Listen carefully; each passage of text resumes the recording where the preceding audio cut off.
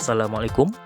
Hari ini aku akan buat kelas pasal 4 aplikasi hidup yang kita tidak atau tiada di silibus sekolah. So, nombor 1 ialah pasal sediakan bajet atau penyediaan bajet. So, dalam penyediaan bajet, perkara paling penting kita buat ialah listkan semua keperluan bajet kita seperti loan kereta, loan rumah, kad kredit, taska, insurans, simpanan dan lain-lain. Kita kena pastikan loan tu kita kena bayar pada tepat pada tarikh, atau jika lambat kita akan kena penalti. So kesannya kalau kita tak ada buat bajet, kita akan terlebih belanja, dan bila kita terlebih belanja, bila lagi kita akan gunakan kredit. So itu kita perlu elakkan, sebab kad kredit ni bad debt lah.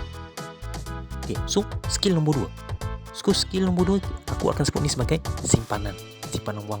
So skill ni orang tak berapa penting sangat, tapi bagi aku penting, sebab skill ni adalah basic kepada pengurusan kewangan yang bagus.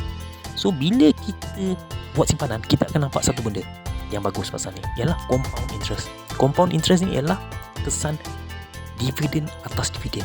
So bila kita bermula awal, kita akan dapat nampak compound interest tu lebih banyak. So compound interest ni lebih awal pada start, lebih banyak kita akan nampak. So korang boleh search kat Google, korang boleh nampak. So kesan lambat bermula, procrastinate. So similar tu dengan orang yang bekerja. So kalau kita lambat bermula, kita simpan atau kita lambat bekerja, kita punya duit EPF kita tak berapa banyak bandingkan orang bekerja awal. So itulah maksud kesan procrastinate. So kesan dividen atau compound interest tu korang akan nampak. Okay. So skill nombor 3 ialah, aku sebut sebagai sini ialah membuat kesilapan. So ni basic skill yang sekolah tak ajar kita, dan sekolah actually kita kena galakkan diri kita buat silap, sebab kita akan belajar lebih cepat. Ilmu kewangan kita akan belajar bila kita buat kesilapan. So bila kita dah buat kesilapan, kita akan lebih yakin. Bila kita yakin, kita insyaAllah tak akan buat kesilapan lagi. So skill nombor 4 dan terakhir dalam kelas ni ialah pengurusan hutang.